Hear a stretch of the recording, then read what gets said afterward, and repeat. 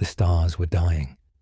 One by one, their light faltered, as if the galaxy itself had grown tired of the burden of existence.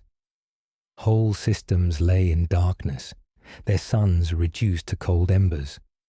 Across these silent graveyards of light, ancient worlds drifted without warmth, monuments to civilizations long gone. The void whispered of endings, not beginnings, and yet, somewhere beneath the poisoned skies of old terror, something moved with purpose. A golden figure walking among mortals, as if he had been one of them all along. His steps were slow, deliberate, not out of a hesitation, but from the weight of what he carried. In his eyes was a light older than any star, a radiance that had witnessed empires rise to glory and collapse into dust. The people he passed did not fully understand who walked among them, but they felt it, an unspoken truth stirring in the marrow of their bones. This was no mere king, no warlord scavenging power from the ruins of the world. This was a being who had seen eternity and had chosen, against all reason, to walk in the dust and the ash of men. We have walked far together, you and I, in countless stories, but here is where the greatest of them begins. And before we step into the shadow and fire of it, know this: we truly love and care for you. So tell us, where in the world are you watching from, and what time is it there? Now grab your coffee, settle in, and let's begin. The world was broken, and so was its people. Humanity had forgotten its unity, scattered into warring tribes, techno-barbarian kingdoms, and city-states that ruled through cruelty. The Emperor had walked among them for centuries in silence, guiding where he could, nudging the course of history with invisible hands. But now, silence would no longer suffice. The time for quiet shaping was over.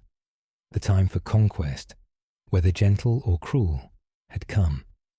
He stood upon a hill overlooking the ruins of what had once been the jewel of the Earth cities. The sky above was choked with black clouds, a perpetual shroud of ash from wars that had burned for generations.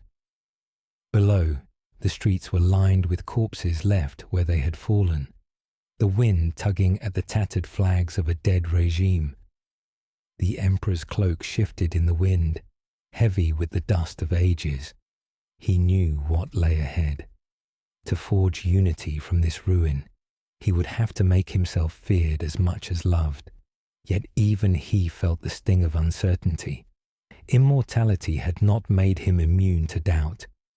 Would his vision survive the centuries to come? Or would it crumble like all the others he had seen? The burden of leading a mortal race was heavier than any sword or crown, for they lived and died in such fleeting spans, never able to truly see the shape of the future. They would resist him, they would fight him, and some, perhaps even those closest to him, would betray him. He had seen it before in ages past, and he would see it again before the end. Below the hill, an army moved into position. They were not the armies of a united mankind. These were the ragged, desperate forces he had gathered from scattered alliances, each commander with their own ambitions, each warrior swearing loyalty to the Emperor's cause for reasons that did not always align with his vision. They would fight for him today, but tomorrow might be different. The thought did not surprise him. It was the way of men. Trust was a currency as fragile as it was rare. He began his descent into the ruined city, his voice carrying over the wind, steady and commanding. He spoke not of glory or vengeance, but of a future free from the endless cycle of destruction. His words painted a vision of a united humanity that would stride across the stars as one people, strong enough to resist the darkness that came from beyond.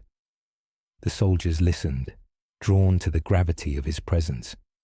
Some saw in him the saviour they had long prayed for. Others saw only another tyrant in golden armour. But all followed. The enemy waited within the city, a warlord who had ruled through terror and the worship of half-forgotten gods. His banners, painted with the symbols of ancient superstition, fluttered from the broken towers. He knew the emperor was coming and had prepared a trap, confident that mortal cunning could match whatever the stranger in gold might bring. But the emperor had seen traps such as this in 100 ages, and he did not walk blindly into snares. His eyes missed nothing. The hidden archers among the ruins, the explosives buried in the street, the false retreat meant to lure his forces into a killing ground. The first strike came with the thunder of primitive artillery. Shells screamed through the air, tearing through the ranks of his soldiers. Dust and blood mingled in the wind. The emperor did not falter. With a single gesture, he rallied the wavering line, his voice cutting through the chaos like a blade. He moved forward, not as a distant commander, but as a warrior in the thick of the fight, his blade flashing in the dim light. Every movement was precise, every strike a death sentence. Against him, mortal men could not stand. The battle raged for hours. When the warlord finally lay dead, the city was silent except for the cries of the wounded and the slow, deliberate steps of the emperor as he walked through the aftermath. His eyes lingered not on the fallen enemy, but on the soldiers who had followed him into the fire. Some knelt in reverence. Others watched with unreadable expressions, measuring the man they had chosen to serve.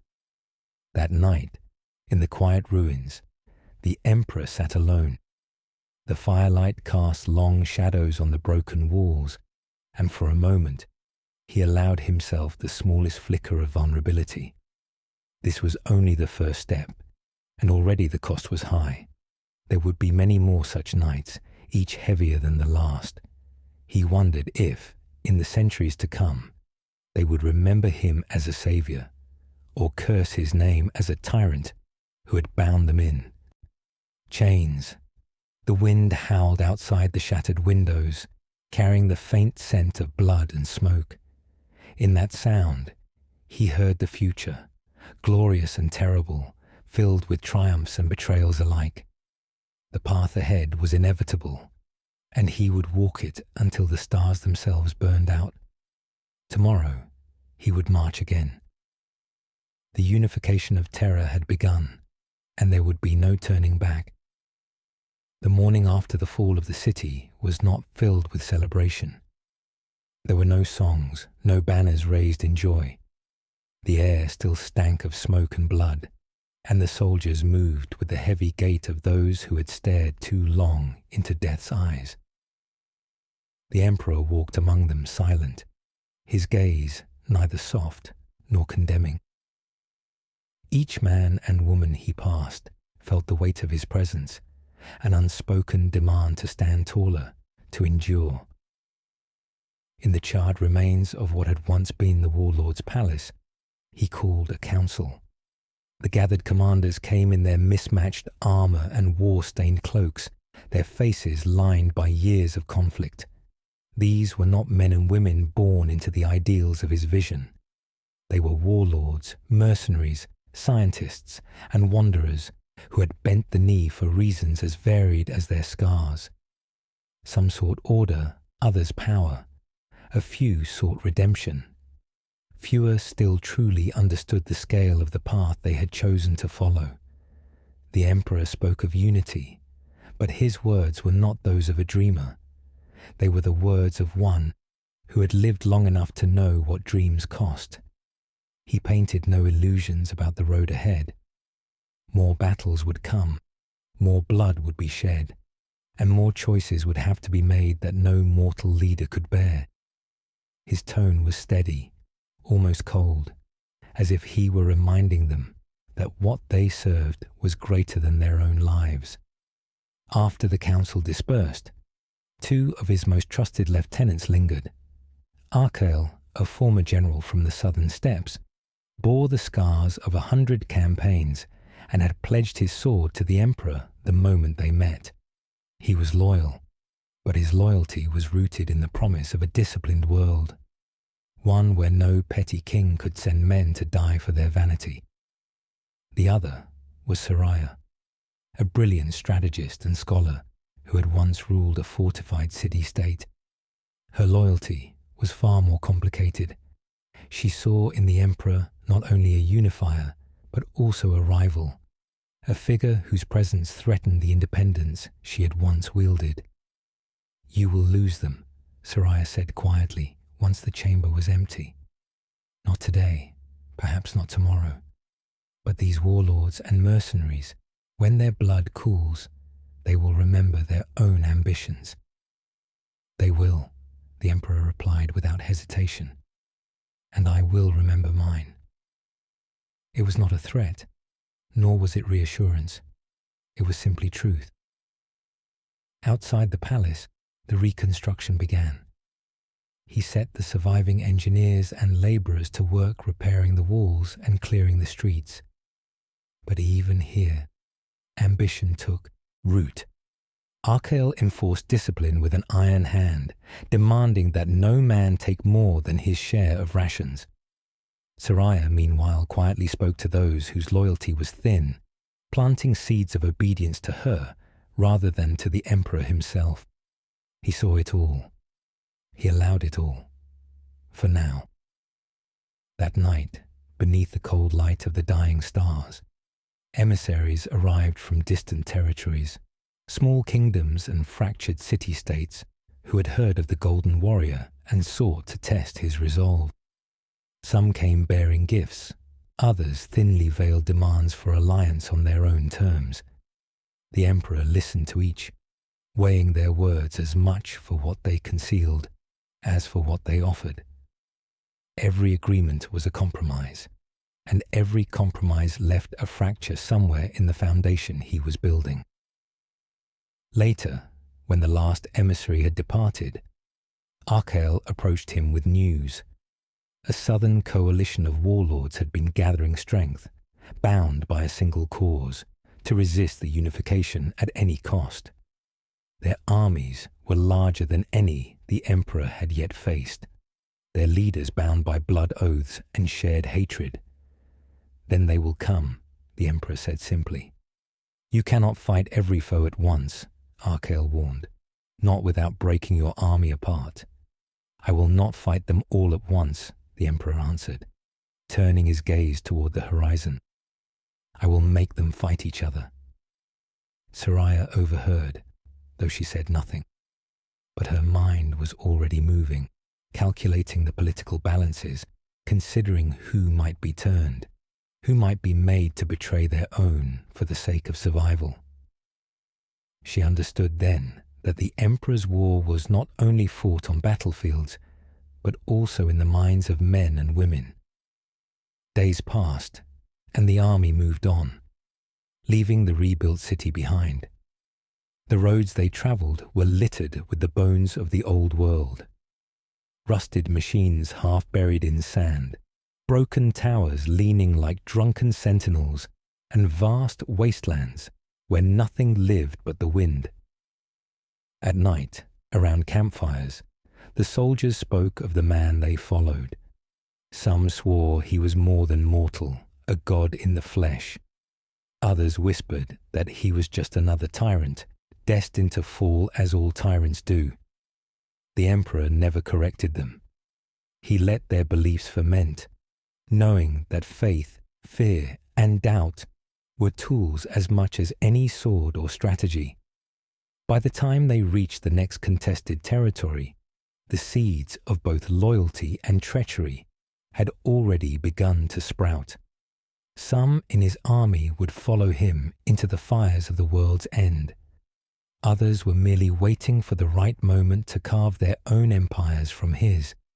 And he, knowing this, simply kept walking forward. The air in the northern mountains was thin and sharp, cutting at the lungs with every breath. Snow drifted down in slow, deliberate spirals, muffling the sound of the army's march. The peaks towered like ancient watchmen, their white crowns lost in mist, and in that silence, the Emperor's thoughts turned inward. Beneath the cold, the earth itself seemed to remember older days, days when humanity had not yet fractured, when it had been whole. Those memories were distant, like the faces of loved ones long dead, but they lingered in him still. Hidden far from the eyes of the world, deep in vaults of gold and steel, the Emperor's greatest gamble stirred, the Primarchs. They were not merely sons, they were weapons, crafted with precision beyond the limits of mortal science, shaped to embody the finest traits of humanity's potential. Each one would command legions. Each one would be a pillar of the Imperium yet to be born. And each one, in his most guarded thoughts, would be a reminder that he had chosen to play the role of father as much as ruler. But even as he marched across the snow, his mind reached toward those sealed vaults. He had kept them hidden from the fractious warlords of terror, from the enemies still lurking beyond the stars, and perhaps, most of all, from himself. For in them was the greatest risk. Children created not by nature, but by will. He had given them strength to reshape the galaxy, but what he could not give them was certainty. The will of a son could stray from the will of a father. The first sign of disaster came not in vision or omen, but in absence, a sudden hollowness in his mind, where before there had been connection. He felt it like a cord snapping in silence. The vaults had been breached, not by mortal thieves, but by the unnatural pull of the warp itself. No fortress, no seal, no hand of mortal or immortal could bar that realm's grasp. It had reached across the veil and taken them, not to destroy, but to scatter. He stopped mid-step, the snow falling around him, his soldiers unaware of the war that had just been lost before it began. For a moment, he let the pain show on his face, a father's grief, rare and terrible. He had envisioned their arrival in his plans as the perfect moment to unveil them to the galaxy, as symbols of a new age. Instead, they were flung to unknown worlds, lost to him in both space and time. He could not know where they had landed, nor how the strange cultures of alien worlds would shape them before they returned to him. That night, as the army camped in the lee of a mountain, he withdrew to the edge of the cliffs, staring into the endless snowfields below. The mountains reminded him of the isolation he now felt, a range of peaks, each alone, each separated by valleys that could never be fully bridged. The Primarchs were alive, of that he was certain, but every day apart would change them, and change was a dangerous thing. Archael approached quietly, his heavy boots crunching in the snow. "You seem distant," he said, careful not to speak as a subordinate, but as a man who had fought beside him. The Emperor's gaze did not shift. "Something has been taken from me. Then we take it back. Not yet. Not now. The war before us cannot wait, and there are enemies who would sense weakness in any pause." His tone was calm, but there was a steel in it that warned Archael against further questions. Seraya, watching from the shadows of the camp, saw only the stillness of his form against the white horizon. But her mind was already working. Whatever had unsettled him, it was no small thing, and anything that could touch him could, perhaps, be used against him. The following day, the army descended from the mountains into a valley where an enemy fortress stood. It was a place of black stone and narrow walls, built to resist siege for years. The Emperor's plans shifted, becoming sharper, more ruthless. If he could not retrieve his lost sons, then he would take from the world something to replace that loss: territory, resources, dominance. He would make the very earth acknowledge his will. The siege was swift and merciless. Under his direction, the fortress fell in a single night, its defenders broken before they could comprehend the scale of the force against them. But when the gates stood open, he did not celebrate. He walked through the smoking corridors, past bodies that still clutched their weapons, and he thought only of the sons he could not reach. By the time the banners of his army flew over the valley, the Emperor had already set his mind to the long search.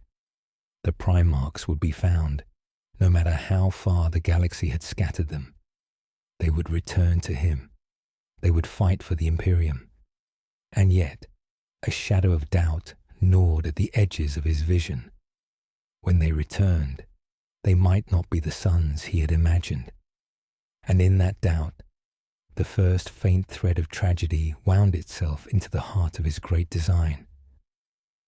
Beneath the roiling storms of a distant, unnamed world, the great hall of the Solar Dominion's capital lay cloaked in shadow. The pillars, carved from the fossilized bones of titanic creatures, rose high into the gloom, their surfaces etched with the victories of ages past. This was the seat of Emperor Calvarian, ruler of a realm that had stretched from the burning heart of the galactic core to the frozen edges of the void. Yet in that moment, the grandeur of the place seemed diminished, as if the stone itself sensed that the tide of history was turning against it. The throne was empty, for Karl stood apart, gazing toward the obsidian balcony where the rain lashed against the open air, each drop glinting like shards of molten silver in the lightning's flash. His war council had ended in bitterness, his generals unable to agree on a course of action, their loyalty fraying like a tattered standard in a storm. The encroaching enemy, the coalition of free stars, was pressing harder with each passing week, their fleets cutting deep into the Dominion's core systems. For centuries, Karl had been the architect of conquest. Now, he was the target of a war he had once thought impossible to lose. He could still hear their voices echoing in his mind: Lord Admiral Serath, the most loyal of his fleet commanders, urging immediate consolidation and retreat to preserve what remained of the Dominion's heart worlds. General Malric, ever the predator, demanding they strike the coalition's central command before their unity solidified, and Chancellor Dreven, whose voice dripped with the subtle venom of court politics, warning that the greatest danger lay not beyond the Dominion's borders, but within its own council chambers.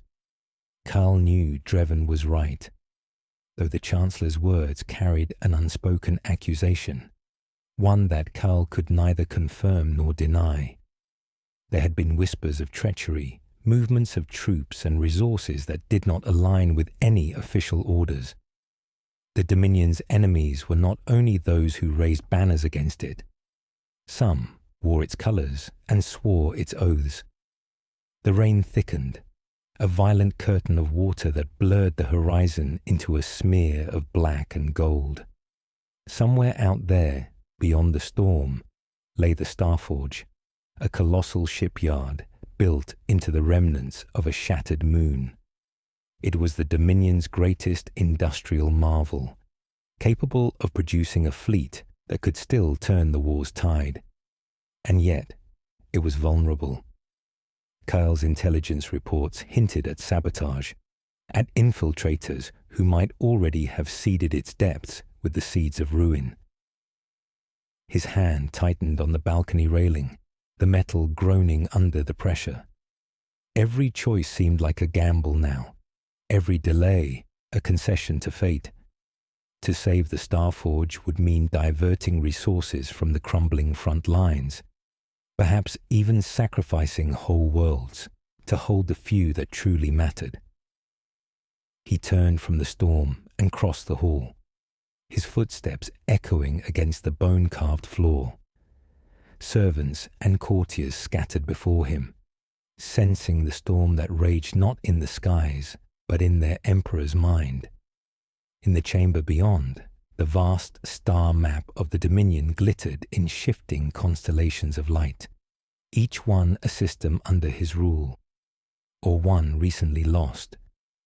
Too many were dark now, extinguished by the coalition's relentless advance.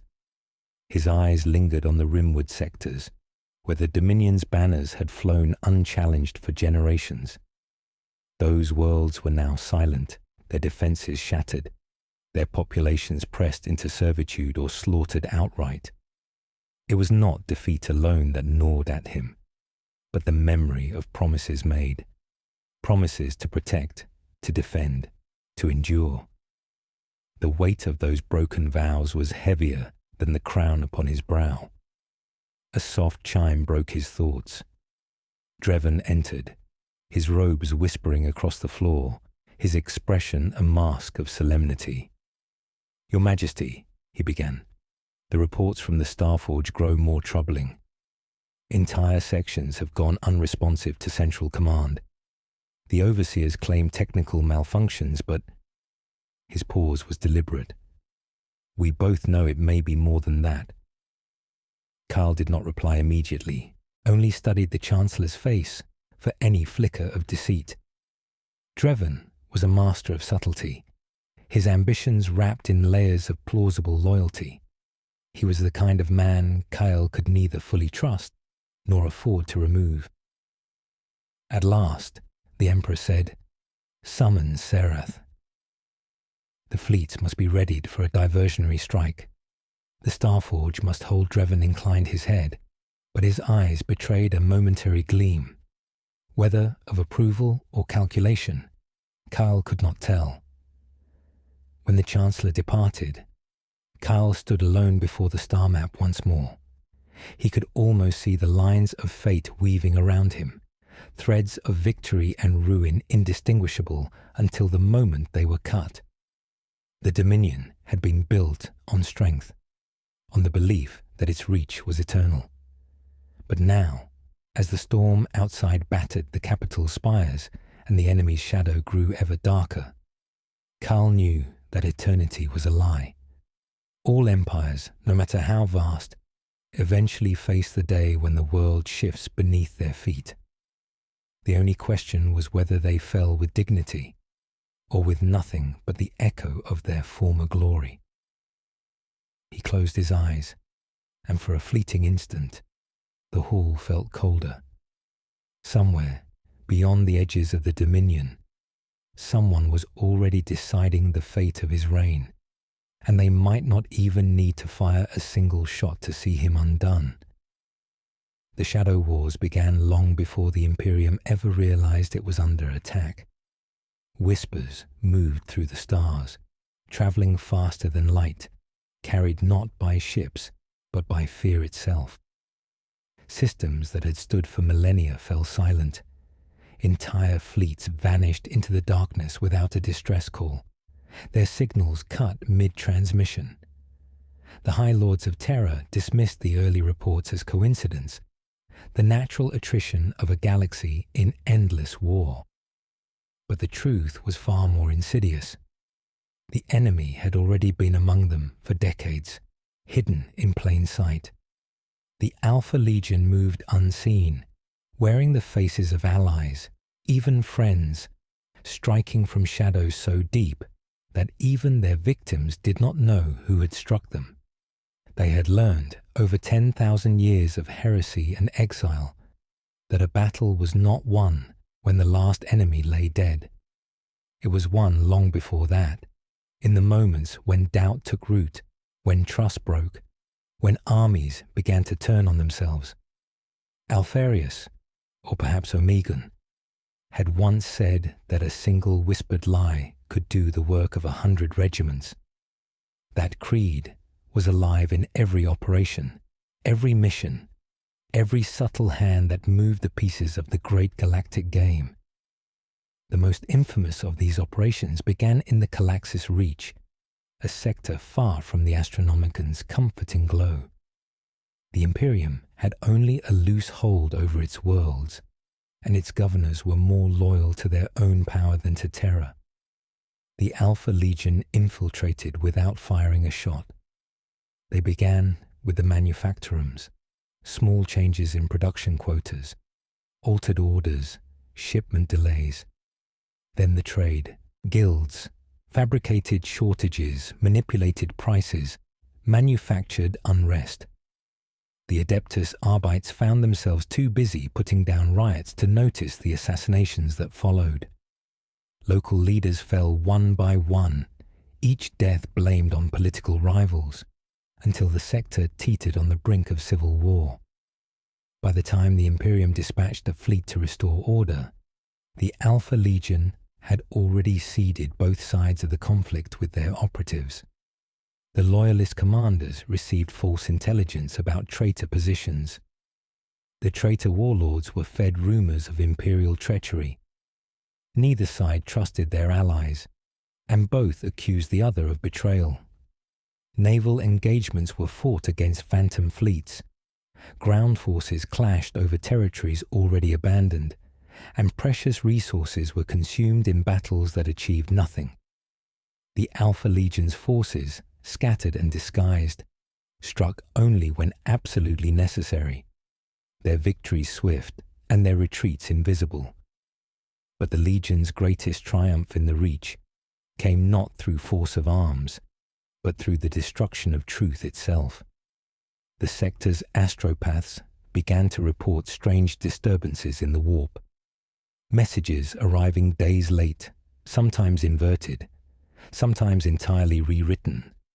Some suspected the work of the ruinous powers, but the reality was far more calculated.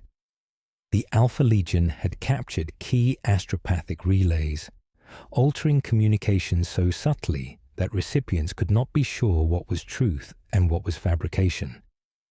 This was the heart of their strategy, to make certainty impossible. An Imperial Lord Admiral, desperate to secure a victory, ordered a massive assault on what he believed to be the traitor fleet's main base. The coordinates had been planted by Alpha Legion operatives. When his fleet emerged from the warp, they found not a rebel stronghold, but a world of Imperial citizens, undefended and unarmed. The ensuing massacre was swift and merciless, for in the fog of war, hesitation was fatal. Billions died, and the recording of the slaughter was smuggled to rebel leaders, by the Alpha Legion, of course. Overnight, the war shifted. The Imperium had become the butcher, and the rebellion gained the moral high ground. What the Imperium never understood was that the Alpha Legion did not care which side won. Victory, to them, was measured in how thoroughly the lines between friend and foe dissolved. If an Imperial commander questioned the loyalty of his own adjutant, if a planetary governor saw enemies in every council member, if a Space Marine captain hesitated for even a fraction of a second before trusting a Vox order, that was victory. Yet even as they thrived in deception, cracks ran through the Legion itself. Rumors persisted among their ranks that Alpharius was dead, or that Omegon now commanded, or that both still lived, but worked separately. In truth, no one knew. Each cell of the Legion acted independently, often without knowledge of the others, and sometimes their operations intersected in ways that caused chaos even among themselves. Perhaps this was by design, or perhaps the Legion had fallen victim to its own labyrinth of lies. The Calax's Reach burned for 20 years before the fighting ceased. When it was over, the sector was shattered, its worlds depopulated, its industry crippled. The Imperium claimed victory, citing the execution of several rebel leaders. The rebels claimed victory, boasting that Imperial fleets had been driven away. The Alpha Legion claimed nothing, for their triumph was not one that could be written in history. The Reach was broken, Mistrust had taken root, and the seeds they had sown would bear poisonous fruit for centuries. And yet, somewhere in the dark between the stars, a single transmission left an untraceable relay. It was only 3 words, sent to no one and everyone. "We are Legion." The message repeated for days, its meaning clear to those who understood the game. The war had not ended. It had only moved to another board. The fleets gathered in the cold dark above the burning world, their prows like jagged teeth against the pale light of distant suns. The war had grown far beyond what any had foreseen, a chain of betrayals so tangled that even those who still fought for the dream of the Imperium could no longer tell whose hands were clean. The Lord Commander stood upon the bridge of his flagship, staring through the reinforced glass into the abyss. He could feel the pulse of the ship's machine spirit, restless and angry, as though it too understood the fate that approached. Around him, officers whispered reports of enemy movements, shifting formations, and strange signals that bled across the Vox channels like whispers from the dead. He heard none of it clearly, his mind consumed by the memory of a voice he once trusted above all others, a voice that had called him brother. Beneath the fleet, the planet screamed in fire and smoke. Cities that had stood for millennia were reduced to ash in a single day. The defenders fought with desperation, but their weapons and walls were no match for the merciless tide that descended upon them. From orbit, the destruction was almost beautiful, a pattern of lights and shadows spreading in fractal ruin across the continents. But the Lord Commander knew beauty was a lie here. Every glowing spark was a life extinguished, every shadow a place where hope had been buried. His orders were clear: burn the world, leave nothing for the enemy. Yet he hesitated, his gauntleted fingers tightening on the edge of the command dais, as if some hidden part of him still searched for a reason to defy the command. The enemy fleet emerged from the warp like a wound in reality, their hulls bleeding strange energies, their banners marked with the sigils of old oaths now twisted into mockery. At their head was a vessel the Lord Commander knew too well, for he had once stood upon its deck as an honored guest, drinking to victories long past. Now its guns turned toward him, and its Vox channels sang with threats and promises alike. The voice came again, broadcast across the void, calm, almost sorrowful, yet unyielding. "Brother," it said, "you chose your path. Now I will end it." The Lord Commander closed his eyes for a moment, not in fear, but in mourning for all the choices that had led them here. The battle that followed was a slaughter. The void was lit with the fire of dying ships, their hulls breaking apart into shards that drifted like dead leaves on a black ocean. Boarding actions turned corridors into rivers of blood.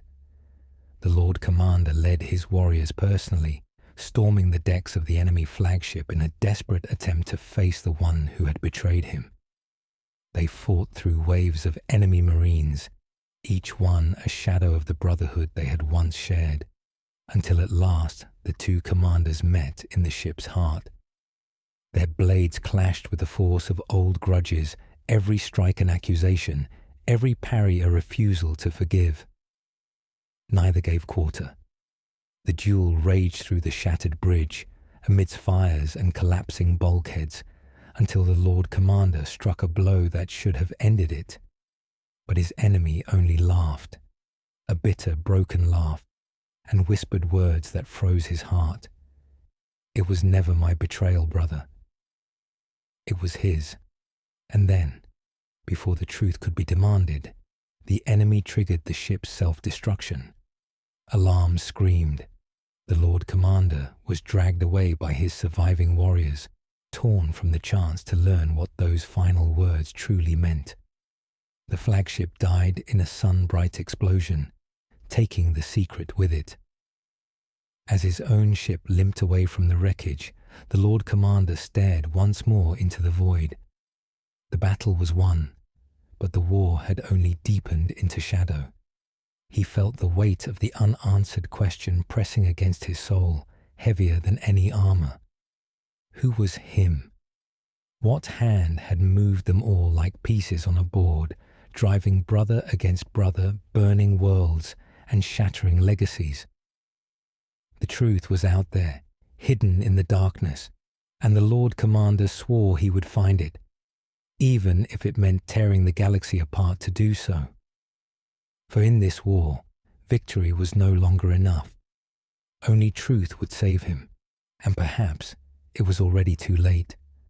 The storms over Chthoniya had raged for millennia, but on that night, they seemed to gather with an unnatural intensity, as if the very planet anticipated the return of something terrible. The skies were bruised black and gold, torn open by veins of lightning that split the heavens in two.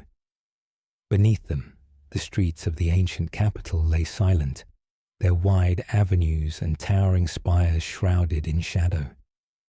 Not even the wind dared to howl.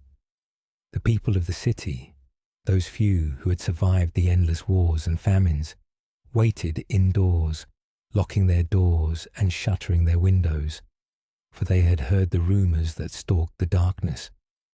They spoke of a warlord who had once ruled the stars, a name long erased from the Imperium's memory, returning to reclaim what had been stolen from him. In the catacombs below the city, a figure moved through the ancient tunnels. His armor, blackened by ages of battle, bore no insignia. Only his eyes, cold and burning with purpose, betrayed who he truly was. The man was known to some as a ghost, to others as a myth, but to the very few who had fought beside him in the wars of old, he was Luther Varen, the Betrayer King. Once, he had commanded fleets that spanned the galaxy, his banners flying over 1,000 worlds. Once, he had been the Emperor's most trusted sword. Now, he was a shadow returned from exile, his vengeance sharpened by centuries of solitude.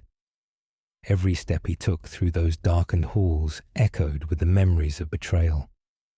He could still feel the moment the War Master's lies had poisoned the bond between him and the Emperor, the moment the legions he had forged with his own blood turned their weapons upon him. He had not fallen in that war, though the galaxy had believed him dead. No, he had been cast into the farthest reaches of the void, abandoned upon a dying world where time itself felt slow and cruel. The centuries had stripped away the man he had been, leaving only the will to return and to make the galaxy burn for what it had done to him.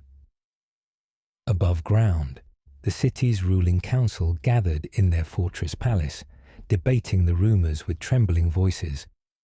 Some called for the mobilization of the city's armies, others for evacuation. But it was too late for either. As the council argued, the outer gates fell without a sound. Those who had stood guard were found kneeling in silence, their throats slit in perfect unison, their eyes wide with terror. The darkness was moving through the streets now, not as a tide, but as a precise and deliberate force. Every alleyway was cleared, every sentry removed, every watchtower extinguished. The people did not hear the warlord's army coming, because it was not an army. It was a blade, silent and lethal. At the heart of the city, Luther Varen emerged into the great square, his presence alone drawing the eyes of the scattered, fearful citizens who dared to watch from behind their barred windows. He looked upon the towers, the bridges, the monuments of an empire that had grown fat and decadent in his absence, and he saw nothing but rot. His voice, when he finally spoke, was like iron dragged across stone, carrying on the still air as if the storm above had gone silent to listen. Your masters have forgotten you. I have not. You will kneel and you will serve, or you will burn. The first to resist him was not a soldier, but a priest, stepping forward from the crowd with a relic clasped to his chest, calling upon the emperor's name. Luther regarded him with something almost like pity. Then he moved faster than the human eye could follow, his blade whispering from its scabbard, and the priest's head fell to the stones without another word. The people gasped, and that sound, the sound of fear breaking into submission, was what the warlord had been waiting for. The square erupted into chaos as his warriors stepped from the shadows, black armored figures bearing no banners, only the weapons of silent conquest. By dawn, the capital had fallen without a battle worthy of the name. The ruling council lay dead, their bodies hung from the palace walls as warnings. The storm passed overhead, and in its wake came a dawn the city had never known, a cold, alien light filtering through the clouds, casting everything in a pale and merciless glow. Luther stood upon the balcony of the palace, gazing not at the city he had taken, but at the horizon, where the first glimmers of other worlds lay. For this was not conquest. This was the first step. The galaxy had thought him a relic, a name to be forgotten. But he would make them remember. And when they did, they would curse the day they left him alive. If you want, I can make Chapter 8 even darker by showing how the first cracks of resistance start forming against him, while his campaign is still young, foreshadowing his fall. The galaxy groaned under the weight of its own history. Every world, every moon, every drifting shard of rock bore scars from wars older than any living memory. Empires had risen like mountains and crumbled into dust, leaving behind nothing but ruins that whispered in the void. Among these echoes, the Celestarch dominion still held its ground, or perhaps merely postponed its fall. The great spires of its capital world, Illithis Prime, pierced the upper atmosphere, their black and gold surfaces glimmering in the light of a dying star. To the common eye, it looked eternal, but those who had seen the machinery of its politics knew the truth. The Dominion bled slowly, a giant pretending not to notice the spear lodged in its side. In the High Assembly, where marble floors reflected the light of 10,000 star lamps, the arguments had grown venomous. Once, these chambers had been united under the iron will of Emperor Calith Venar, but since his death, the unity had fractured. His heir, Ardentis Venar, was a ruler of fire and fury, but lacking the shadowed patience that had allowed his father to weave 1,000 threats into one unbroken chain. Ardentis wanted war, a final, decisive strike against the Dominion's rivals in the Outer Reach. But his councillors saw only the risk of burning what little remained of their strength. Beyond the council walls, the people whispered that the Emperor had changed since the Battle of the Harrowed Gate. Some claimed he had been cursed by the dying cry of an alien warlord. Others said he had seen visions in the warp, visions of a future drenched in fire. None dared say it aloud in the streets, for the inquisitors walked there robed in black and gold, their masks expressionless, their ears eager for treason. But the fear was there, woven into the daily rhythm of life on Illithis Prime, as tangible as the ash that sometimes fell from the sky. Far from the safety of the capital, in the bleak frontier, where the Dominion's banners were tattered by solar winds, Admiral Solreth Kael stood aboard the warship Vigilant Oath, watching the empty expanse beyond the viewport. His fleet was stationed at the far edge of the Nidrix expanse, a region officially declared quiet, but which had begun to stir with troubling signals. A faint pattern of lights had been seen on the surface of a dead world. Unregistered ships had been detected, vanishing into the deep void without response to hails. He had sent word to the capital, but no reply had come. Only silence, and the sense that something vast and patient was drawing closer. Back in the assembly, Councillor Mereth Lies, once a loyal architect of the Emperor's war campaigns, found herself torn. She had seen the border reports, read the Admiral's coded warnings. The Dominion's attention was fixed on the great powers in the outer reach, yet the threat in the Nidrick's expanse was growing like a shadow cast by no visible source. She had tried to warn the Emperor, but Ardentis had waved her concerns aside, his voice sharp with the certainty of a man who could not bear the thought of inaction. "If we hesitate," he had said, "we will not fade.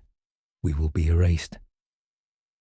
And so, orders were issued for an aggressive military mobilization against the Reach, the great fleets of the Dominion turning their keels toward the distant rival worlds. This left the Nidrick's expanse nearly undefended. Admiral Kyle, without reinforcements, was told only to hold position. His lips had tightened at the order. He knew what it meant. The Dominion was gambling, betting all its remaining strength on one decisive conflict and leaving the flanks wide open. It was a strategy that might win everything or lose it all in a single season. In the shadowed alleys of the capital, others took note. The Whisper Guild, a network of spies and smugglers that slithered between the cracks of the Dominion's reach, began to move more freely. Their agents traded strange relics pulled from the void, blackened shards that pulsed faintly in the dark, emitting whispers in languages older than recorded history. No one knew where they came from, though some guessed they had drifted in from the expanse. The guild's leaders said nothing, but they had begun to prepare safe houses, as if expecting the capital itself might soon fall. Meanwhile, the dying star over Elathis Prime flared unexpectedly, sending storms of charged particles sweeping across the planet. The skies burned red for 3 days, and in that strange light, many claimed to see shapes moving, vast silhouettes that crossed the heavens, gone before the mind could fully grasp them. The priests of the Stellar Creed declared it an omen of victory. The old families whispered that it was a warning. On the Charin frontier, Admiral Kale stood at his command dais when the first contact came.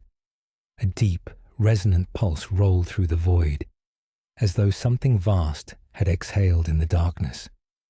The sensors could not fix on a source, only the direction, outward, toward the lightless gulf beyond the expanse.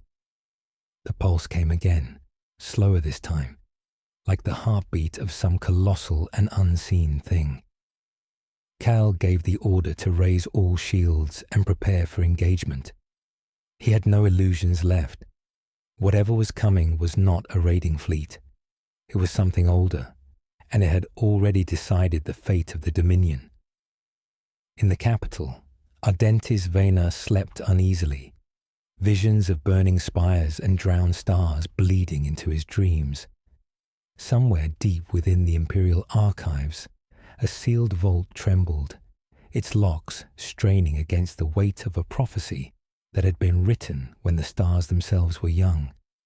The Empire had turned its gaze to one enemy, but in the darkness beyond the frontier, another had been watching for far longer, and it was already moving. The storm over the capital of the Jade Throne had not ceased in a full lunar cycle, and its endless rains seemed to carry with them the taste of old blood. The streets below the towering citadel had become rivers, their waters reflecting the dim green of the palace lights, where the court still clung to ceremony despite the ruin gnawing at their borders. The Emperor sat in silence upon his obsidian seat, his eyes fixed on the horizon, where the fires of the enemy burned brighter each night. His counselors whispered of retreat, of negotiation, of surrender, but such words were as poison in his ears. for he had built his empire not upon compromise, but upon the bones of those who doubted his will. Yet even he knew that the storm outside was not simply rain. It was the herald of something greater, something that would not be turned aside by mortal defiance. Far from the citadel, in the shadow of the broken peaks, the legions of the ash serpent advanced. Their banners, woven from the skin of their enemies, snapped in the wind as the great war engines groaned across the flooded plains.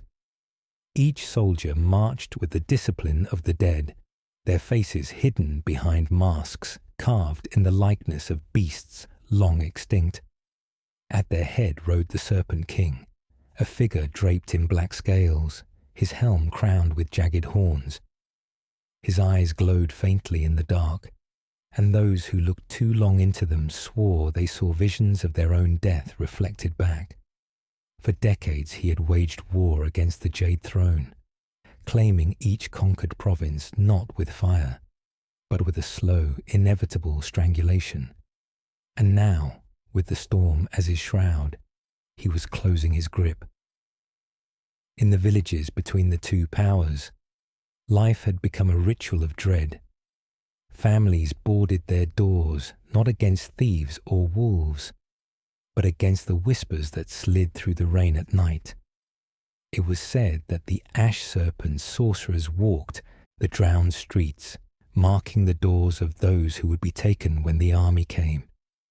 The old spoke of omens, the black heron circling above the river, the sudden silence of frogs in the marshes, the way the wind seemed to carry the taste of ash, even before the fires arrived. The priests preached that these were tests from the gods, that the faithful would endure, but fewer and fewer came to their shrines. Faith, like food and clean water, had become a scarce thing. Within the Jade Throne's court, the storm was mirrored by a tempest of treachery. Lords who once bent the knee to the emperor now sent secret messengers to the Serpent King, offering their allegiance in exchange for their lives. The emperor's spies uncovered plot after plot, but for each traitor executed, 2 more rose in their place. Trust became a currency more precious than gold, and even among the emperor's own family, suspicion bloomed. His eldest son, the crown prince, spoke often of preserving the dynasty by any means, words that sounded dangerously close to surrender in the emperor's ears. His youngest daughter, though loyal, urged that they seek allies beyond their borders, even if it meant kneeling before powers older and darker than their own gods. In the shadows of the court, the choices narrowed to 2 paths: ruin at the hands of the Serpent King, or salvation at a cost that might be worse. The Serpent King's march was deliberate, unhurried, as though he relished the inevitability of the Jade Throne's fall. He sent no demands, issued no ultimatums. The silence from his camp was its own kind of terror. His armies seized each outlying fortress without a siege, for the gates were always opened from within. The defenders who survived swore that they had seen their own commanders bow to the enemy before the battle even began. It was as though the Serpent King's reach extended into the very hearts of men, hollowing them from the inside until resistance became meaningless. Those who tried to flee found the roads already blocked, the rivers already guarded, and the mountains already sealed. There was nowhere left to run. On the 31st day of the storm, the emperor summoned his war council for what all knew would be the last time. The air in the chamber was thick with incense, meant to mask the stench of mold and wet stone, but it only seemed to deepen the suffocating atmosphere. The map of the empire lay before them, its borders marked not with ink, but with the black lines of enemy advance. Every city that had fallen was marked with a red seal, and there were so many seals now that the map looked as though it had been bled upon. The emperor's voice, when it came, was not the booming command of old, but something quieter, colder.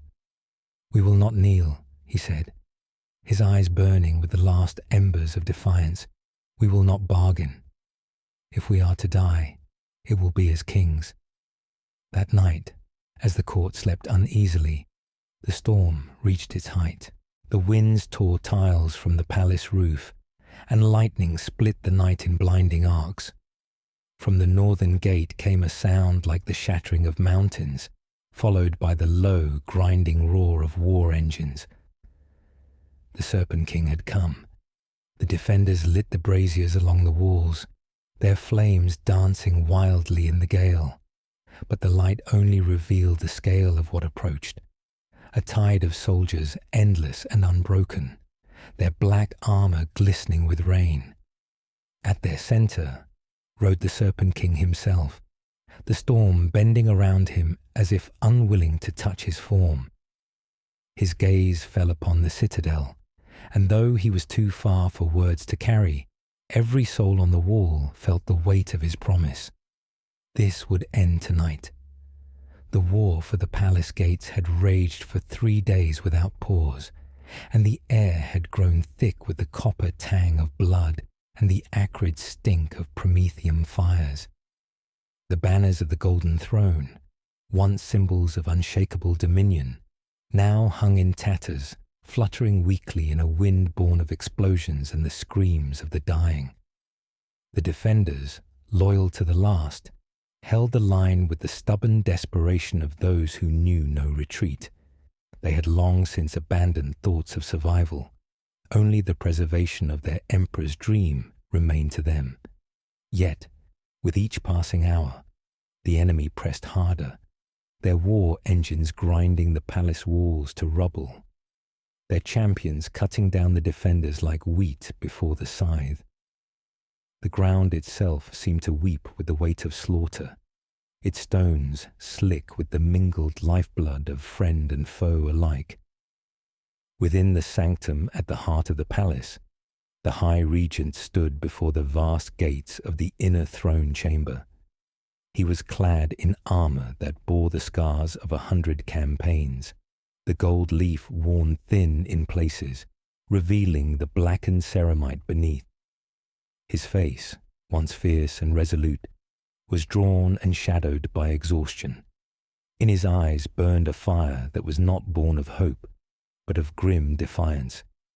Before him knelt the last of his honor guard, each warrior a relic of the Empire's glory days.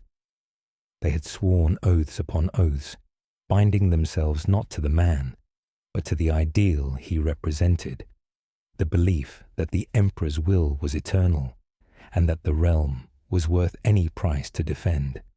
Even now, they asked not for mercy, but for permission to sell their lives dearly. The great doors shook with the hammer blows of enemy siegecraft. Dust fell from the vaulted ceilings, settling like the ashes of a dying pyre on the regent's shoulders. He gave no order to retreat. There was nowhere left to go. Instead, he raised his sword, a weapon forged in the Empire's infancy, its blade etched with the names of worlds conquered and worlds saved. The honor guard rose as one, their weapons glinting faintly in the dim light. The moment the doors fell, they would meet the foe in a storm of steel, knowing full well that none would survive. But theirs was not a cause for survival. It was for denial. Denial of the enemy's triumph. Denial of their entry into the sanctum of the Emperor's most sacred seat. Beyond the walls, the enemy's warlord stood upon the prow of a colossal siege engine, his eyes fixed upon the palace with cold certainty. He knew the defender's strength was all but spent, and he could almost taste the moment of victory. Yet there was something in the way the palace still stood, in the way its defenders fought on without hesitation, that stung his pride. This was not conquest, it was execution, and executions lacked glory. Still, he gave the signal, and the siege engine's massive rams crashed forward one last time, splintering the gates and sending a roar through the air that drowned the clash of battle for a heartbeat. The enemy surged in, a tide of armored bodies and screaming banners, and the honor guard met them head-on. The regent himself was at the forefront, his ancient blade cutting arcs of silver death. The fighting within the hall became a blur of motion and agony, the clang of weapons and the shrieks of the dying echoing through the sanctum's sacred arches. For every defender that fell, 3 more foes took their place, but still the guard fought, their bodies forming a wall before the throne room's final gates. The regent's armor cracked beneath the weight of blows, his strength failing, yet his spirit refused to bend. When the last of his guard lay broken around him, the regent staggered back to the foot of the inner gates, his breath coming in ragged gasps. The enemy warlord stepped forward, his weapon dripping with the blood of the Empire's finest. There was no parley, no offer of surrender, only the final clash. The 2 warriors met with a force that shook the hall, their blades striking again and again in a frenzy of steel and will. The regent fought with the fury of the dying, but even fury cannot stop time, and time had run out for him. The warlord's blade found its mark, piercing the regent's chest. As he fell to his knees, the regent did not cry out. Instead, he looked past his killer, beyond the ruined gates, to the great throne that still stood in shadow. With the last of his strength, he drove his sword into the marble floor, planting it like a banner of defiance. The warlord paused, sensing something in the man's unyielding gaze, a silent promise that even in death, the Empire's spirit would not die. Then the regent fell, and the hall was silent save for the drip of blood upon the stone. Outside, the fires of the siege burned higher, but in the hearts of those who still lived, a seed of resistance had been sown. The enemy had taken the palace, but they had not broken the will of the Empire. That would be their undoing. The sky above the burning city was a roiling sea of crimson clouds, choked with the smoke of dying empires. The streets below were littered with the broken remnants of the once proud legions, their banners trampled in the mud, their oaths now ashes on the wind. The air was heavy with the copper tang of blood and the scent of scorched stone. In the heart of the city, where the last bastion of the old order stood defiant, the walls trembled under the relentless hammering of siege engines. Each strike sent shards of marble tumbling into the courtyards below, where defenders fought in desperate silence, their eyes hollow with exhaustion, but unbroken in resolve. They knew the end was inevitable, yet they stood, not for hope, but for the memory of what had been. On the highest tower, the Emperor's steward gazed out over the chaos. His armor, once gleaming gold, was blackened by soot and rent by countless blows. In his gauntleted hands, he clutched the ancient key to the vaults beneath the citadel, a key not of metal, but of a command, the final authority to unleash the Empire's most guarded secret. Below him, the enemy forces surged like a tide, their banners snapping in the hot wind, their war drums echoing through the broken streets. Among them strode their champion, a figure wreathed in shadow, whose face was hidden beneath a helm of obsidian.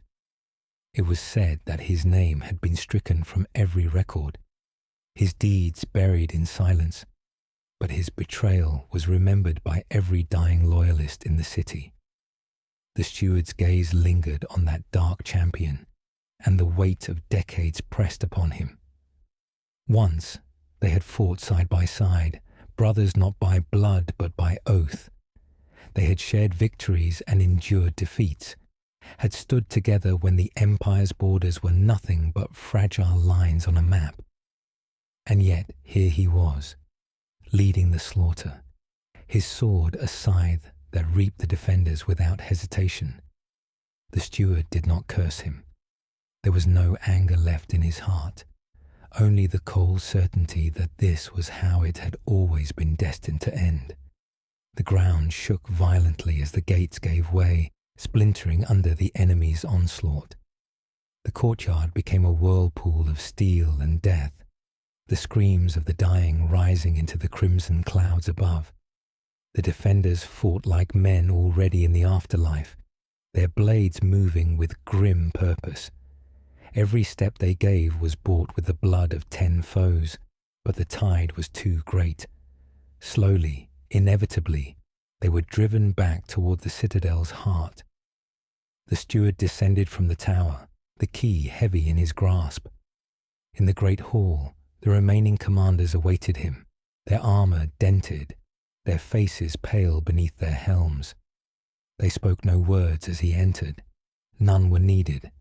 They all knew the choice before them: surrender the vault's secret, or let it be claimed by the betrayer. In the silence, he thought of the emperor, long vanished into the wars beyond the stars, leaving his empire in the hands of those who loved him most. The emperor had believed that loyalty could outlast eternity, that the bonds of brotherhood could withstand the pull of power. He had been wrong. Empires did not fall from without, but from within, crumbling under the weight of betrayal. The steward stepped forward, placing the key upon the central dais. It pulsed faintly, as if sensing the enormity of the moment. Around him, the commanders hesitated, their eyes flicking to the great doors, behind which the slaughter grew louder with each passing heartbeat. The first of the enemy burst through, their armor splattered with gore, their war cries echoing off the marble walls. Behind them came the dark champion, his stride unhurried, his gaze fixed upon the steward. Their eyes met across the hall, and in that silent exchange was the memory of 1,000 shared moments. Laughter in the camps, oaths sworn in blood, the faces of comrades long dead. The champion stopped a few paces away, the point of his blade lowering until it almost touched the ground. He did not speak, but his presence was a demand more potent than any order. The steward closed his eyes, feeling the weight of his decision press upon him like the weight of the empire itself. He could release the vault's secret and end the siege in an instant, but the cost would be beyond reckoning. Or he could defy the champion, condemning the last remnants of the empire to fire and ruin. When he opened his eyes, there was no fear in them, only the quiet resolve of a man who had already accepted his fate. With a single motion, he cast the key into the brazier at the center of the hall. Flames leapt high, devouring the ancient relic, its light fading into smoke. The champion's expression did not change, but the hall seemed to grow colder. Around them, the fighting raged, but in that moment, the war between them was already over. The steward had denied him victory, but also denied himself salvation. The empire would fall, as all empires do, not with a final cry of defiance, but with the quiet extinguishing of its last hope. The champion turned away without a word, and the enemy swept forward, their blades ending what little resistance remained. By nightfall, the city was ash, and the crimson clouds above had swallowed the stars. In the ruins, the wind whispered over shattered stone and unmarked graves, carrying with it the memory of a world that had been and would never be again. The void stretched endless and cold, a canvas of ink pierced by the distant glimmer of dying stars.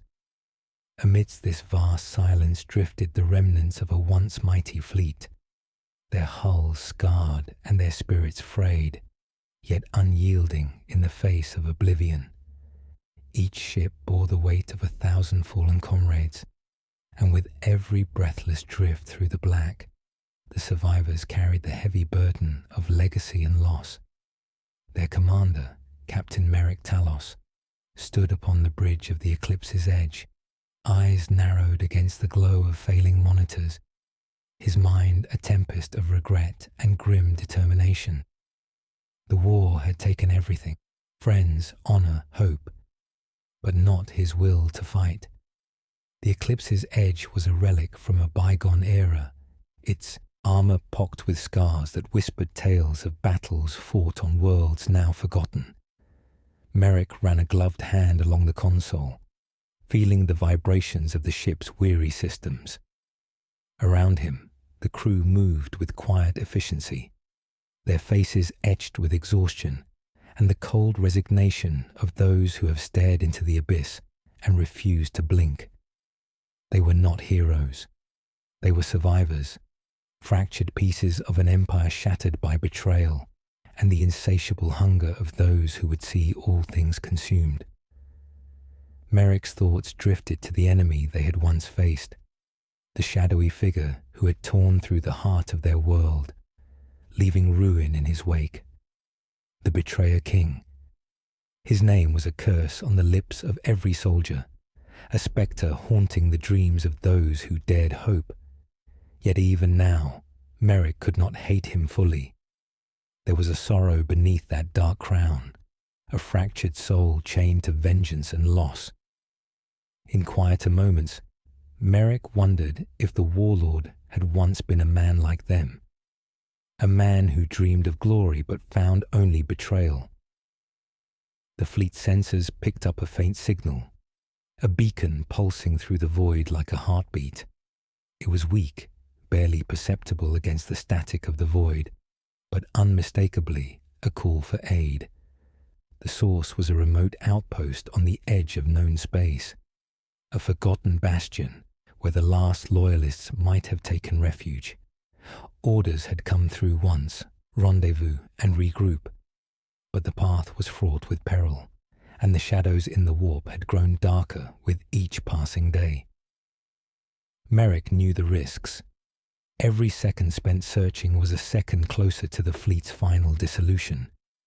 Yet to abandon those who still clung to the light was unthinkable. As the eclipse's edge altered course toward the beacon, the bridge filled with a tense silence.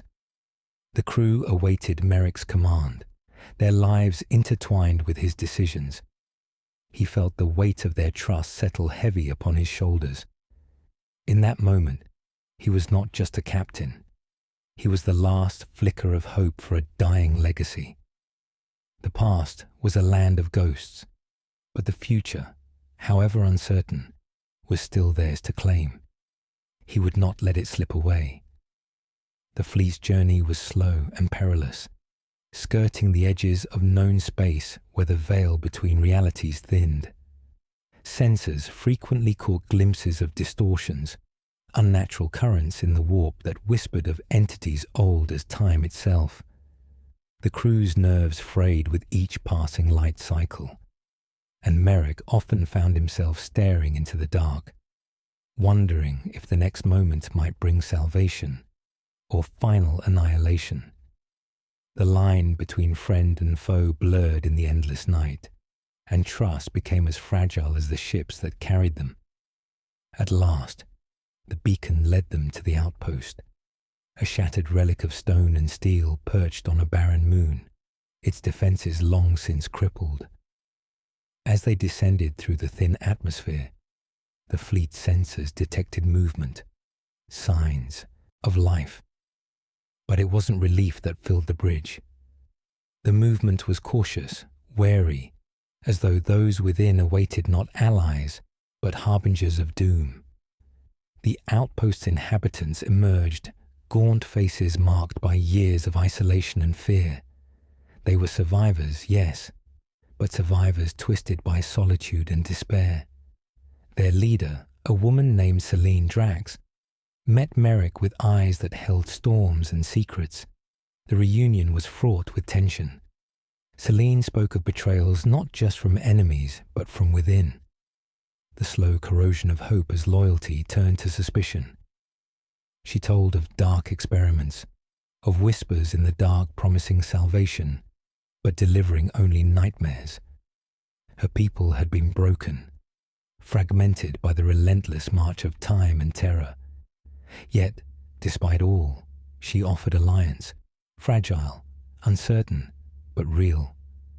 Merrick listened, weighing the risks against the faintest glimmer of hope. To join forces was to risk corruption, but to remain alone was to accept extinction. The choice was no longer between victory and defeat, but between darkness and darkness. Still, in that bleak crossroad, they would forge a path forward, together. As the fleet prepared to anchor at the outpost, Merrick looked once more to the void, where distant stars burned like dying candles. The war was far from over, and the shadows lengthened with each passing day.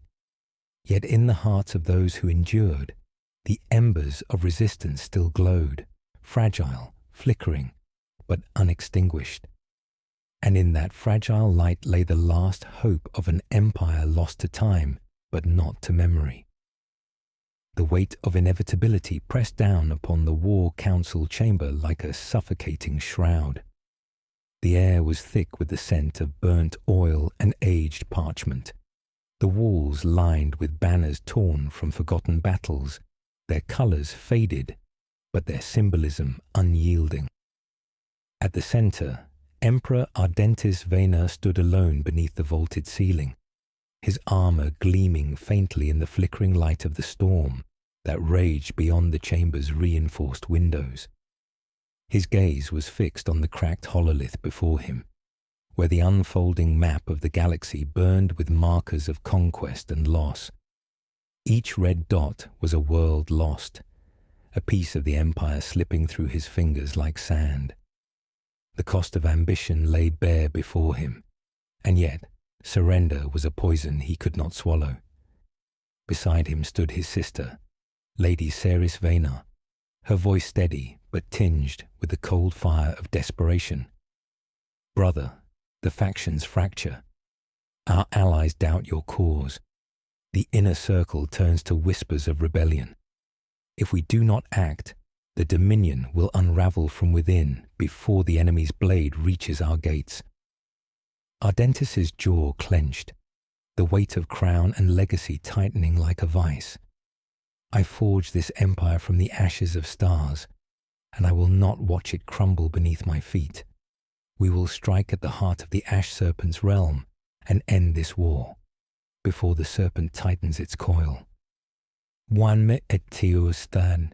Council erupted in murmurs, some voices rising in fierce support, others in cautious dissent. Among them, General Kalen Maros, once a loyal servant of the throne, stepped forward, his gaze sharp and unyielding. "Your Majesty, the enemy is not as they once were. Their sorcery and their blades are sharpened by desperation. We face not just men, but shadows that twist reality itself. To press the attack now is to risk annihilation." Ardentis turned to him, eyes burning with a mixture of fury and sorrow. "Then we shall choose to be ashes rather than dust. There is no glory in surrender, only death without honour."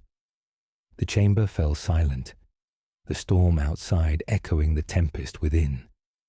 The fate of millions balanced on a knife's edge, and the choice was both a beacon and a curse. The Emperor's hand clenched into a fist, knuckles white against the steel gauntlet. In the dark corridors beyond the council chamber, whispers spread like wildfire. Lady Ceres moved swiftly, her mind a labyrinth of plans and betrayals. She had long known that loyalty was a fragile thread in these times. The closer the Empire came to the brink, the more the shadows lengthened. Her own trusted aide, a man named Karl Draven, carried secrets darker than the void itself. Secrets that could unravel the Empire or save it from ruin. Late into the night, beneath the hollow gaze of a dying moon, Karl met with emissaries from the Ash Serpent's camp. His words were a blade wrapped in silk, promising peace for a price. The choices he laid bare were brutal. betray the emperor and secure a place in the new order, or perish alongside a dying dynasty. His loyalty was a coin spun on the edge of a blade, and the fall was imminent. Back in the War Council, the plan was set. A final campaign to strike the Ash Serpent's stronghold, a gamble that could bring salvation or total destruction. The armies would march under the banner of the last hope, but beneath the surface, the empire was already cracking, fractured by ambition, betrayal, and the ghosts of past sins. As dawn broke, the first rays of light caught the shattered spires of the capital, gilding them in a cruel golden hue. The empire prepared to move, its heart heavy but unyielding, stepping toward a future written in blood and shadow. The time of reckoning was near, and the emperor's legacy would be forged or broken in the fires to come. The march toward the Ash Serpent's stronghold was a procession of ghosts and steel. The armies of the Dominion stretched across the barren plains like a river of iron, their banners tattered but resolute beneath a sky that bled crimson with the setting sun.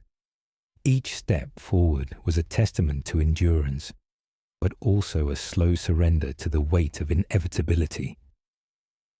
The soldiers moved in silence, their faces carved from exhaustion and resolve, knowing that this campaign might be their last. Behind the ranks, war machines roared, casting long shadows that danced like spectres over the desolation. Emperor Ardentis rode at the forefront, his armor dulled by the dust of 1,000 battles, his eyes sharp with unyielding purpose. The crown that rested upon his brow was heavier than ever, its weight pressing not just upon his flesh, but deep into the marrow of his soul. He carried the legacy of 1,000 fallen worlds, the hopes of a fractured empire, and the burden of choices that had cost him more than he dared admit. Around him, the commanders exchanged wary glances. Trust was a fragile currency, and every man carried his own secret doubts. Among the ranks, Lady Ceres moved like a shadow, her steps measured and cold. Her face was a mask of calm, but within her burned a storm of conflicting loyalties. She bore the knowledge of Kael Draven's betrayal, the sting of treachery seeping through the veins of their cause. Yet she knew that the empire could not afford to fracture further, not now, when unity was their last hope. Her mind raced with plans to outmaneuver the traitors, to root out the poison before it claimed the heart of their fight. As the army approached the jagged peaks of the Serpent's domain, the air grew thick with a palpable malevolence. The very ground seemed to recoil beneath their feet, the wind carrying whispers of ancient curses and broken oaths. The enemy awaited them in the shadow of twisted spires, their forces arrayed like the teeth of some great beast poised to strike. Dark magic flickered at their fingertips, casting eerie glows that twisted the night into nightmares. The Ash Serpent himself stood at their head, his eyes burning with cold fury and the hunger of millennia. The battle that followed was a maelstrom of fury and despair. Steel clashed with sorcery, and cries of pain were swallowed by the thunder of explosions. The earth trembled beneath the fury of war, and the skies wept fire as the two forces collided in a storm of death. Amid the chaos, Emperor Ardentis found himself face to face with the Serpent King, the embodiment of all the Empire's nightmares. Their duel was a symphony of destruction, blades singing, sparks flying, the very air charged with the clash of wills. But beneath the tempest, darker forces moved unseen. Kael Draven's treachery unravelled at the worst moment, his betrayal tipping the scales against the Dominion. As loyalists fell and the battlefield shifted into ruin, Ceres confronted him in the heart of the carnage. Their confrontation was brief and brutal, a dance of blades and bitter words that ended with Kael's fall, his blood mingling with the mud of a dying land. Yet even as the traitor died, the damage was done. The Empire's fate teetered on the edge of ruin. In the final moments of the battle, as the Ash Serpent prepared to deliver the death blow, a beacon flared across the sky, the arrival of the scattered remnants of the Loyalist fleet, led by Captain Merrick Talos. Their sudden appearance turned the tide, forcing the Serpent's forces to falter. Wither, roar, the Emperor rallied his warriors for a desperate final charge, a blaze of fury against the encroaching darkness. The war was not over, but in that moment, hope kindled anew in the hearts of those who refused to yield. As the fires of battle smouldered into smoke and ash, the Emperor looked upon the field, scarred, shattered, but not conquered. The cost had been immense and the future uncertain, yet the legacy of the Dominion endured. In the twilight of an age, amid betrayal and sacrifice, the final chapter of their saga had only just begun. The dawn broke over a world scarred beyond recognition, the first pale light slipping through skies heavy with smoke and sorrow. The once proud capital lay in ruins, its shattered spires reaching like broken fingers toward a sun that seemed to hesitate before rising fully. Silence hung thick, broken only by the distant moans of the wounded and the slow crackle of dying fires. The war was over, but its cost echoed through the hollowed streets and the hearts of those who remained. Emperor Ardentis Vena stood alone amidst the rubble of his empire's heart, his armor battered, his crown tarnished, but his gaze steady. The weight of centuries pressed upon him, a burden heavier than any physical wound. Around him, the remnants of his loyal guard knelt, bloodied and broken, their eyes reflecting the quiet despair of a dream that had slipped through their grasp. The empire he had forged with fire and iron had fallen, shattered not just by the enemy's blade, but by the fractures within, betrayals that had cleaved deeper than any sword. He walked slowly through the ruins, each step a pilgrimage through memory and loss. The faces of those he had loved, those who had fallen by his side, flickered before his mind's eye like fading stars. The sacrifices made in the name of immortality, the endless wars, the impossible choices, had left him adrift in a world that no longer held meaning.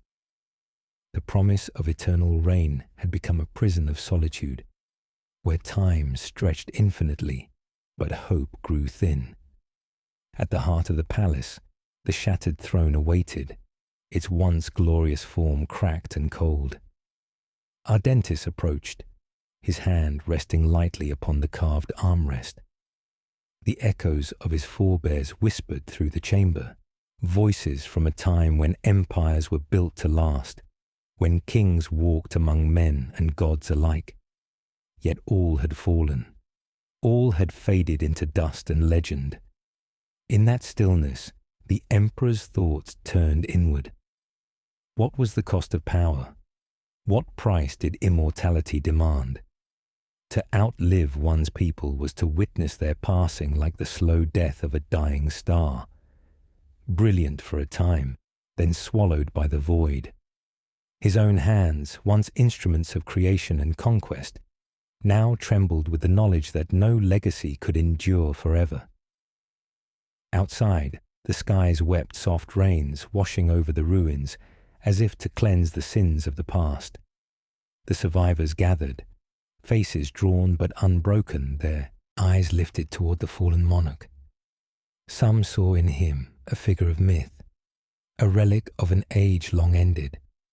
Others saw a man who had carried the weight of worlds and now bore the scars in silence. There was no triumph here, no victory song, only the quiet acknowledgement of an era's close. As twilight fell and the stars emerged through thinning clouds, Emperor Ardentis stepped beyond the palace's shattered gates, his figure silhouetted against the dying light. He carried no sword, no crown, only the memory of a dream that had spanned millennia. The Empire was gone, but the stories would remain, whispered across the galaxies by those who dared remember. In the vastness of the void, beneath the watchful gaze of cold stars, the final chapter had been written, not in glory, but in loss. And in that loss, perhaps, there was a beginning yet to come.